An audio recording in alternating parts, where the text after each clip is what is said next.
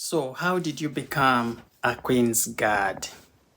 Did you ever see Queen Elizabeth, Prince Charles, King Charles now, Prince Harry, Prince William, Catherine, Princess of Wales? Did you ever get to work at any of the royal palaces? Those are some of the questions I get asked by my subscribers here every day. And I thought, why can't I come here and do a mini series about my life as a Queen's Guard now, a former Queen's Guard, and get to share my experiences, some of which I still live with today. Before I do that, I would like to welcome all of you brand new subscribers. Thank you so much for your support. Please check if you're still subscribed, because someone reached out to me recently and said they found out that they were not subscribed to this channel and they don't know how that happened because they remember subscribing. So it is as if YouTube is unsubscribing people for some reason, especially if you haven't returned to a channel for a while. So please check, because I don't want you to miss out on these interesting mini series that I'm going to be sharing here every now and then. So how did I become a Queen's Guard? A very, very common question I get asked. Well, it started on that one day I traveled to London City. I was living on the outskirts of London in this small town. So every now and then I used to give myself a treat, go down to London with my backpack, buy some sandwiches. Sometimes I used to travel down with my friend. He is also in the army as we speak right now. And we used to sit in Hyde Park or just wander around in London. London is a very beautiful city.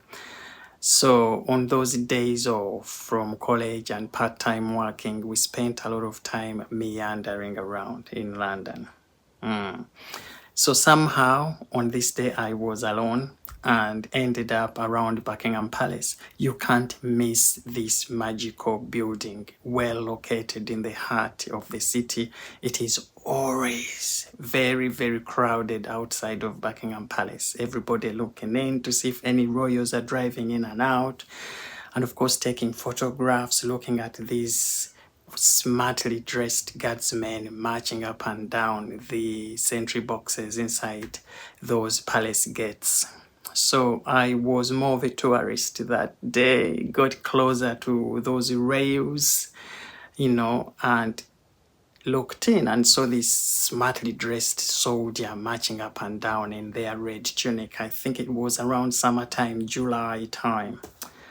And those questions started coming inside of me. How did he get there? How can one get to work in a position like that? Get to stand out of these magical buildings and get to be photographed every day. And that's when that job piqued my interest. But I didn't know at that time that that was all part of the British Army roles. So I just went away and went about doing my other stuff in London on the day. And then another time I was sat on a bus stop waiting to go to somewhere else. And then a bus pulls over. And as we were getting in, I saw this big billboard. It's a signpost, a poster on the bus, like you would see these jobs advertised. And the British Army was advertising for roles. On that poster, of course, there were different job roles, men and women wearing combats. Some of them were sat on this huge tank, wearing helmets, and you could see chefs and Queen's Guards wearing red tunics. And I said, that is the job I really wanted to do. And so I quickly pulled out my pen and wrote the number down. I missed writing the last number, so I made sure on my way out of the bus I get that last number. So I wrote the last number down, and then I gave them a call the following day. And this gentleman behind the phone call said, "You are reaching out to an Army Careers Center." And he asked me where I lived and said, "Your nearest Army Careers Center is blah, blah, blah." I think this was at Strand in central London. Those who know London very well, it would be not far away from Trafalgar Square.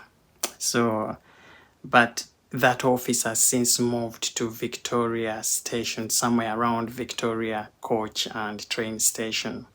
So when I went into that office on a designated date, of course, the man told me to go in on such and such a date. The rest was history. I'll get to share with you what happened next in the next series and how I started going on those medical checks, fitness tests, and I'll tell you what the medical tests included, what the physical fitness tests included, and how I again passed that phase and went into phase 1 training. Again, I'll tell you what happens during training and all the rigorous exercises we go into before we fully qualify as trained Queen's Guardsmen. And then later on, my life in the royal palaces and the experiences that I get to live with right now, including trying on some of my outfits and of course explaining what these t-shirts mean for those who work in the royal households and all of that. Stay subscribed.